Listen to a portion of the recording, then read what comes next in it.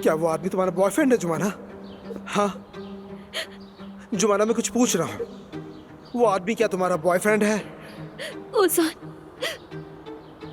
मैंने सिर्फ उसे एक मौका दिया था बस। ऐसा क्यों जुमाना? ऐसा क्यों किया जुमाना? आखिर क्यों किया ऐसा? हाँ, ये सब क्यों किया तुमने? क्यों?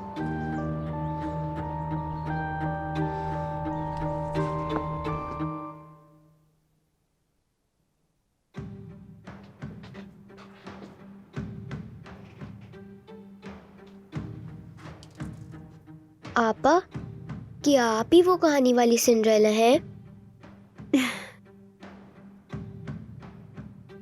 आप ही हैं, हाँ आप ही हैं, क्योंकि आप भी अपना जूता भूल गई।